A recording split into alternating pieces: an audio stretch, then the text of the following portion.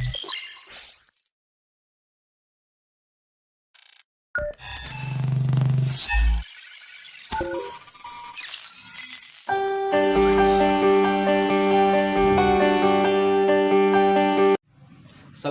warahmatullahi wabarakatuh. Salam sejahtera buat kita semua. Apa kabar rekan mahasiswa? Semangat pagi. Perkenalkan dengan saya Muhammad Syafi Esikom MM, dosen S1 Akuntansi pada Fakultas Ekonomi dan Bisnis Universitas Pamulang. Pada kesempatan kali ini saya mengampu mata kuliah yaitu Sistem Informasi Manajemen. Izinkan saya mendeskripsikan mata kuliah Sistem Informasi Manajemen, yaitu terbagi menjadi 2 SKS, kemudian terbagi menjadi 14 pertemuan. Adapun luaran dari mata kuliah ini yaitu agar mahasiswa mampu mengaplikasikan sistem informasi ke dalam perusahaan bisnis modern saat ini. Kemudian juga mahasiswa agar mampu mengidentifikasi sistem informasi operasional maupun secara digitalisasi yang dibutuhkan pada perusahaan saat ini. Metode yang saya gunakan pada sistem informasi manajemen ini yaitu adalah dengan menggunakan DAA, yaitu Delivery Interaction Assessment, di mana delivery yaitu pembelajaran menggunakan buku yang berjudul Layout Renault. Kemudian saya juga mendorong agar mahasiswa berinteraktif di dalam pembelajaran metode tersebut, yaitu dengan melakukan diskusi, kemudian memberikan tim kelompok kecil untuk melakukan presentasi. Kemudian yang kedua dengan interaction, yaitu di mana mahasiswa juga aktif tanya jawab dalam pemberian materi pada saat berjalan maupun sesudah berjalan pembelajaran. Kemudian saya memanfaatkan yaitu media online, yaitu dengan WA Group dan kemudian dengan Google Meet dan sebagainya. Kemudian berikut adalah asesmen, yaitu penilaian, di mana sebelum memulai kontrak perkuliahan saya sebagai dosen memberikan kesepakatan kepada mahasiswa agar target dan capaian tujuan bisa dicapai oleh mahasiswa, yaitu yang pertama UAS berbobot 35, kemudian UTS 30, absensi adalah 15 dan tugas 10. Kemudian izinkan saya mendeskripsikan secara umum gambaran dari mata kuliah SIM. Yang pertama yaitu adalah pengantar sistem informasi. Kemudian yang kedua sistem informasi untuk keunggulan kompetitif. Kemudian yang ketiga sistem informasi organisasi strategi. Kemudian etika dan isu sosial dalam sistem informasi. Kemudian yang kelima melindungi sistem informasi. Kemudian yang keenam adalah telekomunikasi, internet dan teknologi. Kemudian yang ketujuh infrastruktur TI dan perkembangan teknologi. Kemudian yang ke-8 adalah dasar-dasar intelijen, bisnis database, dan manajemen informasi. Kemudian yang ke-9 sistem pendukung keputusan.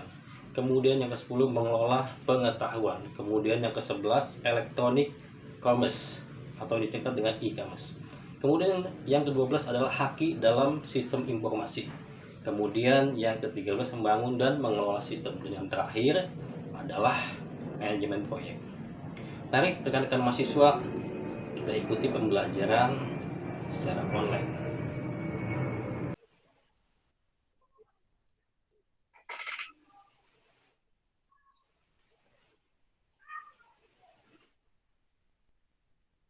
Assalamualaikum warahmatullahi wabarakatuh teman-teman semua.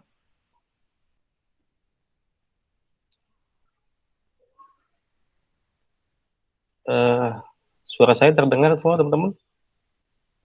Terdengar jelas, Pak. Oke.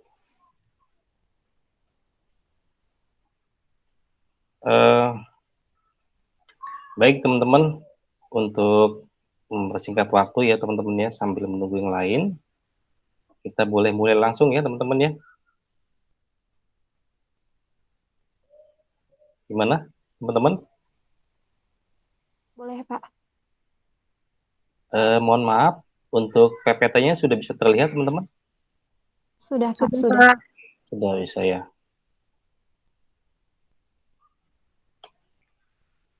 Oke, baik. Bismillahirrahmanirrahim. Eh, di sini kita akan membahas mengenai bisnis perdagangan elektronik ya, teman-teman ya. Eh,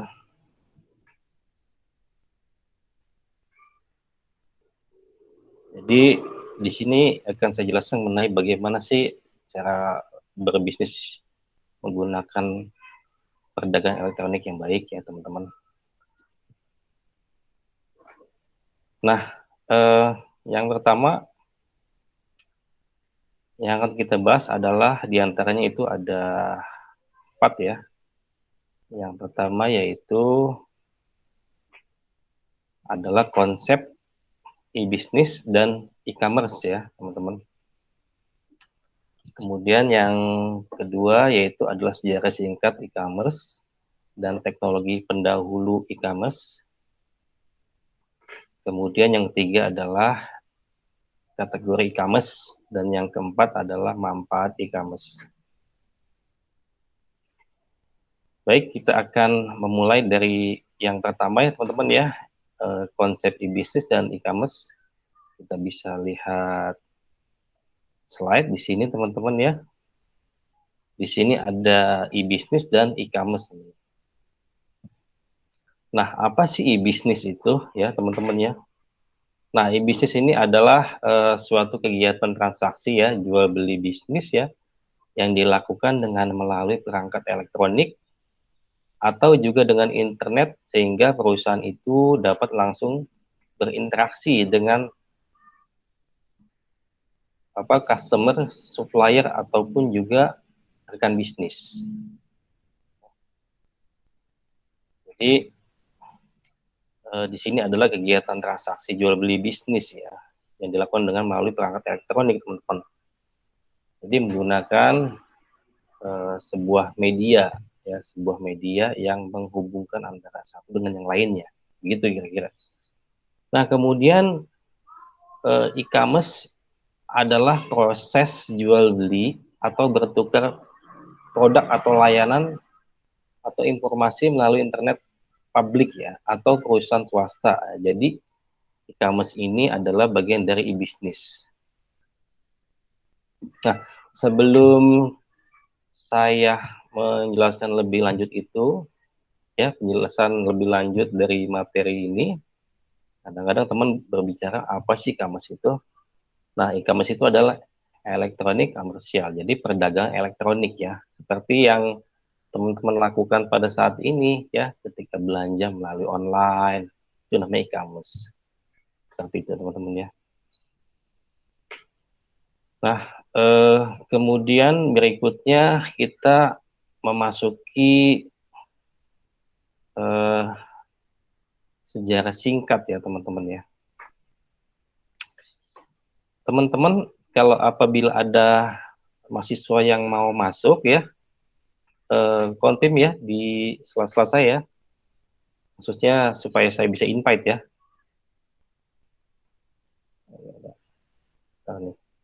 Oke. Nah, kemudian ini ada sejarah singkat e-commerce ya teman-teman ya.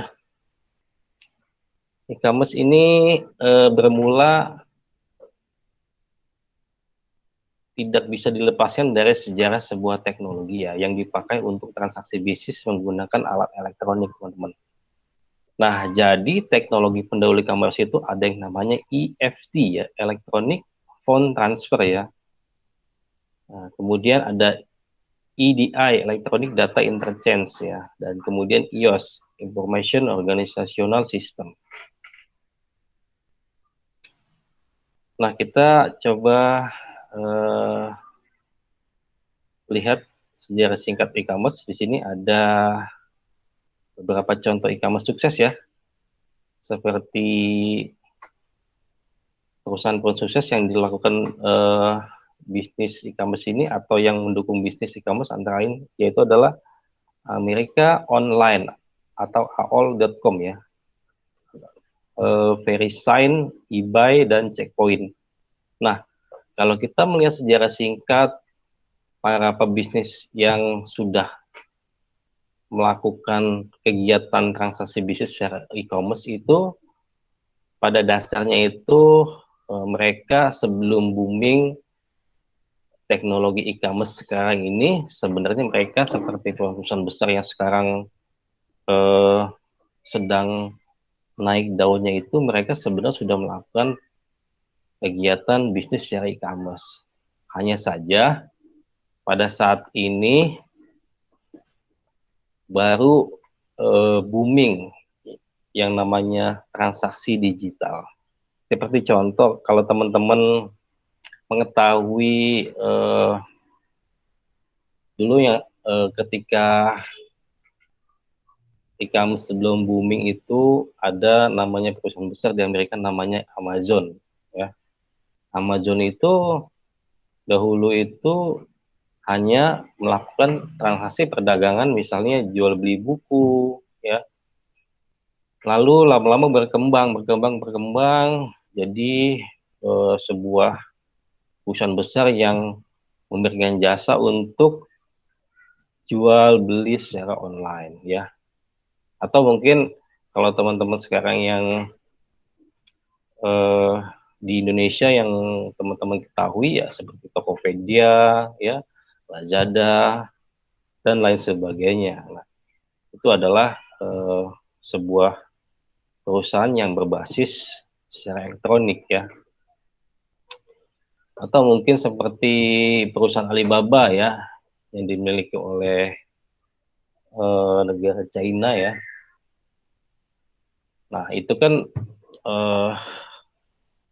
merupakan sebuah perusahaan jasa perdagangan e-commerce itu ya yang menempatkan begitu banyak berbagai produk untuk bisa dibeli ya sehingga perusahaan tadi yang tadinya kecil hingga besar. Nah, kalau kita berbicara tentang sejarah singkat e-commerce, perdagangan online dan sebagainya, memang pada saat ini perusahaan-perusahaan tersebut sudah berkembang sebelumnya, tapi pada saat ini lebih berkembang lagi, lebih pesat, sehingga ketika mereka melakukan transaksi online sudah bisa dilakukan di mana saja ya. Jadi sebenarnya perusahaan-perusahaan tadi seperti Alibaba, Amazon, dan lain sebagainya, mereka sebenarnya sudah melakukan yang namanya perdagangan online, tapi hanya saja baru sekarang perusahaan tersebut bisa begitu besar karena semua jaringan internet yang digunakan saat ini sudah hampir bisa masuk ke pelosok-pelosok desa, ya, sehingga dengan mudah mengakses.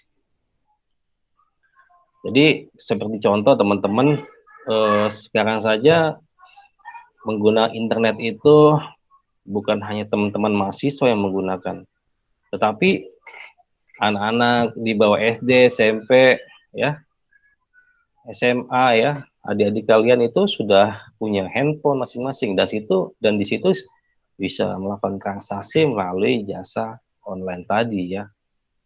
Atau mungkin seperti contoh misalnya teman-teman ingin belanja di mall ya. Teman-teman itu malas untuk belanja ke mall ya karena dengan alasan mungkin satu sisi teman-teman tidak mau antri, panas dan sebagainya ya teman-teman ya. Nah, dari situlah berkembang sebuah ide-ide bisnis e-commerce ini ya. Dengan aplikasi tersebut maka terciptalah yang namanya bisnis secara online ya, atau semua menggunakan secara elektronik. Itu seperti yang tadi saya sebutkan ya. Contohnya adalah mungkin Shopee ya. Dan mungkin yang sangat berkembang sekarang ini adalah perusahaan transportasi ya, seperti Grab, Gojek, dan lain sebagainya. Mereka sudah menggunakan bisnis secara e-commerce atau secara online. Ya.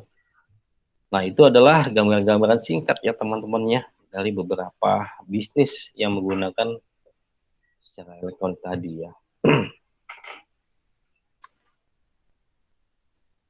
Nah, kita lihat slide berikutnya ya teman-teman ya. Nah, ini ada kategori e-commerce teman-teman ya.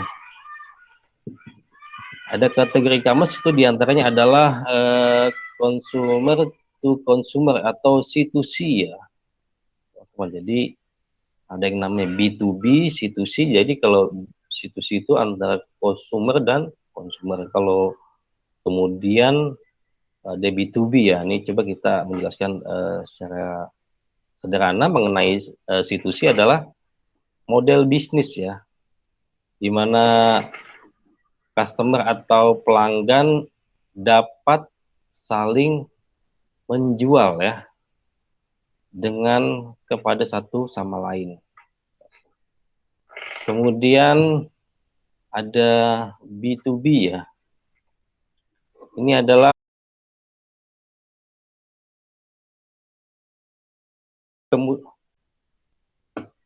ini ada keamanan ya, ada model bisnis, kepercayaan, penipuan budaya, SDM, dan masalah organisasi. Nah, ini adalah tantangannya. Oke, baik teman-teman.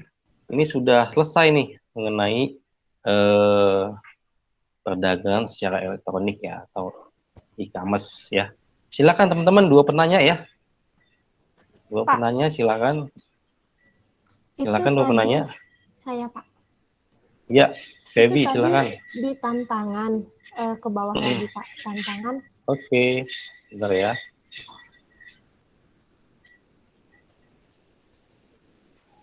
Kan Ini ya? ya di tantangan tuh ada yang Oke. G, autentikasi user dan belum tersedianya public key. Itu contohnya gimana Pak? Saya kurang paham di situ. Ya, ada lagi?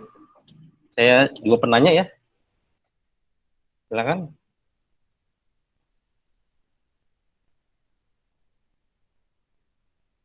Ada lagi?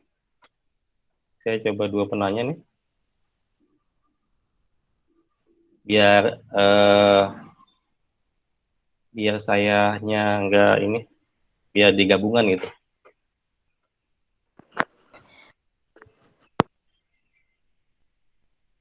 Silakan, teman-teman.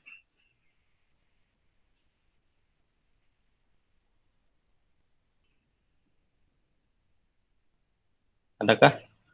Silakan.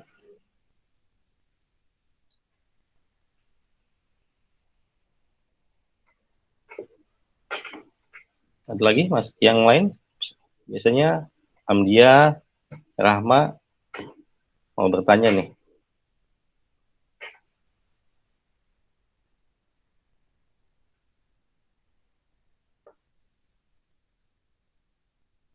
Ya, siapa? Ayo, silakan. Ada lagi? Oke, saya coba Feby ya. Untuk Feby. Baik, terima kasih Feby ya untuk pertanyaannya. Tadi di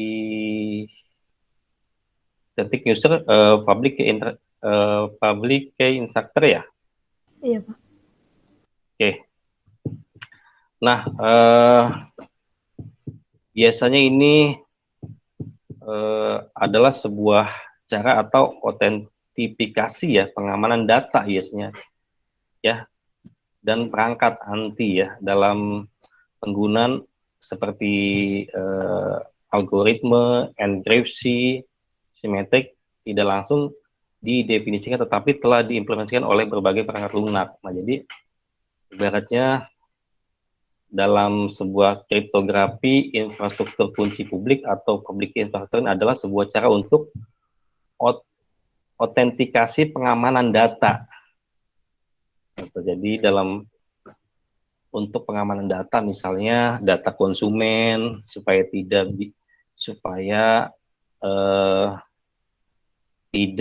tersebar luas ya ketika melakukan transaksi. Jadi datanya konsumen itu terjaga lah, ya kan? Jadi ketika data konsumen, misalnya Febi bertransaksi secara online, datanya itu terlindungi. Jadi kadang-kadang kan ada data-data kita yang tersebar tidak tahu kemana gitu ya. Ini kan sebuah problem juga, masalah juga ya. Kadang-kadang ada jual beli data untuk digunakan yang tidak sebagaimana mestinya ya. Kadang-kadang kita juga dapat SMS iklan ini, iklan itu kan sebenarnya data kita sudah kemana-mana ya. Jadi yang di sini dibutuhkan adalah sebuah public key infrastructure ya. Jadi sebuah otentik data yang bisa terlindungi gitu. Pernah nggak sih teman-teman kadang-kadang tuh kalau misalnya ada iklannya pinjaman online, kemudian ada yang lain lagi lah gitu ya. Nah, jadi kadang-kadang data kita tersebar luas secara tidak sadar gitu. Jadi ini dibutuhkan sebuah data yang baik supaya data kita tidak tersebar luas. Mudah-mudahan bisa mewakili pertanyaannya, jawabannya Mbak Febi ya. Baik teman-teman ya, cukup ya kira-kira teman-teman ya. Satu lagi, boleh? Bapak, saya lagi deh. Yang lain, Febi. Oh, yang lain. Febi nih. Satu lagi, biar adil. Bapak, saya mau nanya. Silakan Rahma. Contoh dari e-commerce itu apa ya, Pak? Ya, baik. Makasih ya Rahma ya. Nah, ini ada contoh e-commerce itu sepertinya ini ya teman-teman ya sudah familiar ya, cuma kadang-kadang kita ini sering tidak memahami apa sih yang namanya pedagang elektronik atau e-commerce ya, dan sebagainya. Nah, sebenarnya contoh e-commerce itu kalau teman-teman milenial ini sebenarnya sudah familiar ya, banyak ya contohnya ya, misalnya seperti jual beli online di marketplace gitu ya, seperti Shopee, Lazada gitu ya. Kemudian ada internet banking atau SMS banking ya, itu juga salah satu dari e-commerce tadi. Kemudian ini contohnya ya, ada beberapa provider yang menawarkan jasa melalui TV kabel dan sebagainya. Nah, jadi sebenarnya sudah sangat familiar teman-teman ya. Hanya saja e-commerce ini menjalankan tugas sebagai media transaksi jual beli secara online. Ya. Jadi kalau kita berbicara e-commerce dan e-bisnis tadi, e-commerce hanya menjalankan tugasnya sebagai media transaksi jual beli secara online. Sedangkan e-bisnis lebih ke arah edukasi, juga menjaga agar pelanggan paham lebih banyak tentang manfaat dari sebuah produk ya maupun jasa. Jadi e-commerce itu contohnya tadi ya, seperti kayak Lazada, Tokopedia, Shopee dan sebagainya. Ya teman-teman ya. Saya kira cukup teman-teman ya untuk mengenai perdagangan elektronik teman-teman ya. Saya tutup saja teman-teman ya untuk sesi mengenai perdagangan elektronik teman-teman pada mata kuliah Sistem Informasi Manajemen. Mudah-mudahan teman-teman bisa menambah wawasan ya, gambaran secara singkat apa itu e-commerce teman-teman ya. Jadi sudah bisa gambarkan tentang perdagangan elektronik ya, dan saya berharap kedepannya teman-teman bisa menelurkan atau menghasilkan sebuah usaha bisnis yang bisa berguna bagi masyarakat sekitar teman-teman. Baik teman-teman ya, cukup ya untuk materi bisnis perdagangan elektronik teman-teman ya. Saya ucapkan terima kasih banyak teman-teman atas waktunya sudah mengikuti materi saya. Semoga teman-teman sukses selalu, sehat selalu ya. Saya ucapkan terima kasih sekali lagi. Bila itu topik teman-teman. Assalamualaikum warahmatullahi wabarakatuh teman-teman. Waalaikumsalam. Warahmatullahi wabarakatuh. Iya. Kasih Pak. Ya, sama-sama. Terima kasih Bapak. Sama. Ya, silakan.